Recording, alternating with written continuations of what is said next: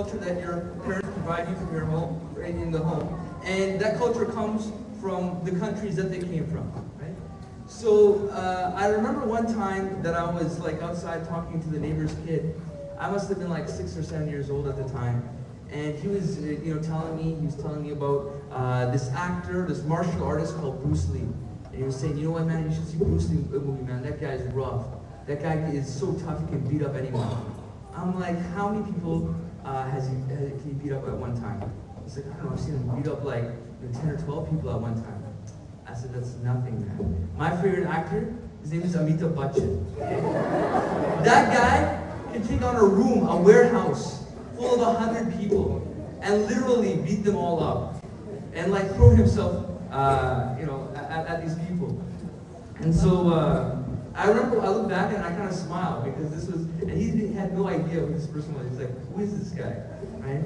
And because that's the culture that you grew up with. But as you grow older, you lose that culture, or perhaps some of the cultural aspects that your parents provided for you in the home, and you usually sometimes adopt the culture of the society.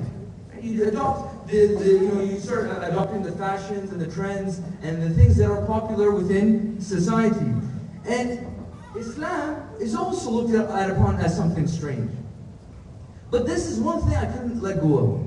This is one thing, even though back then people would be astonished that, oh, you don't eat from sunrise to sunset. I could not let go of this Islamic culture, of this Islamic identity. And to some people, they look at the buildings associated with Muslims, and they look at it as something strange. You see these crescents and these, big domes. They look at our acts of worship, and to them, it looks something strange to them. But can strangers be role models? Can a stranger be a role model in society? Us being the generation, this whole conference is focused on Generation Muslim. Can we be role models? So if we're strangers, if we're going to be those strangers that Rasulullah is talking about, to be a role model in society, we have to ask ourselves, who is our role model? And our role model is our Rasulullah.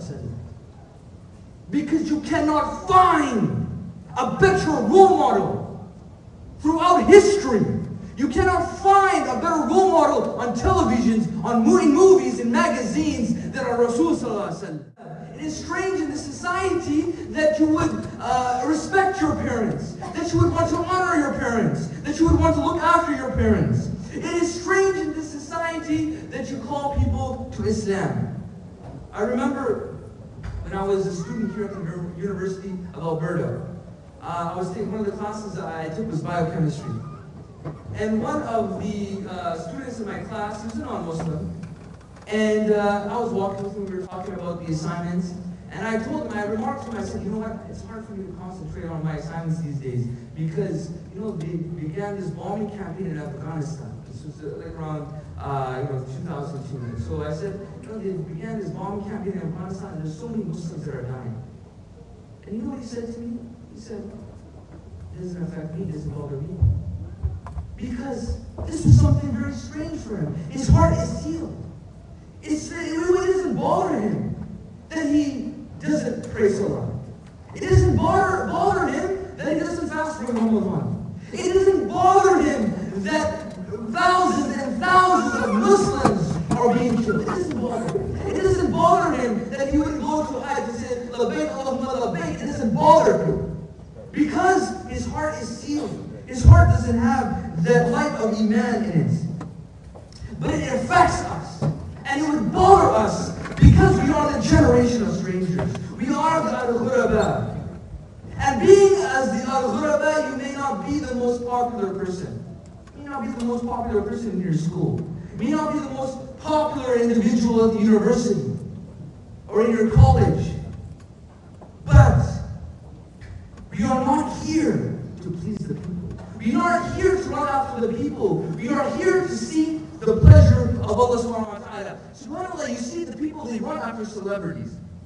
They run after these celebrities with such enthusiasm and emotion, and these celebrities don't even know that you exist.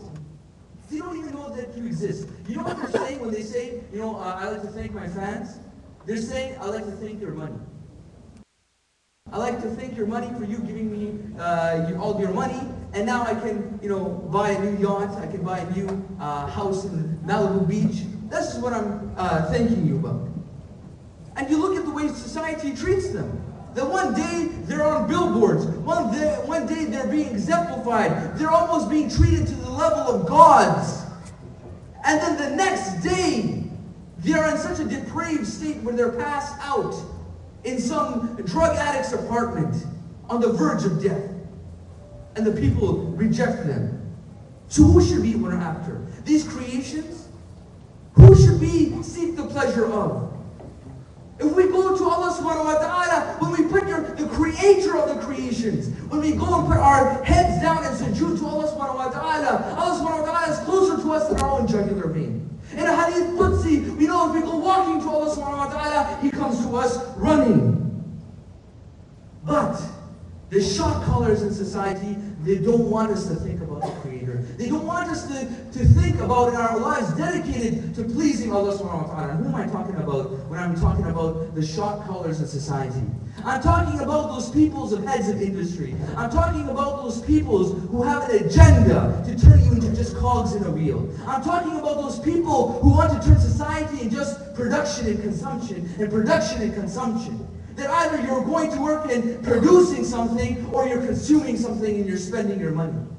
This is all that they want you to turn into. They want you to become, my dear brothers and sisters, they want you to become sheep. This is what they want you to become.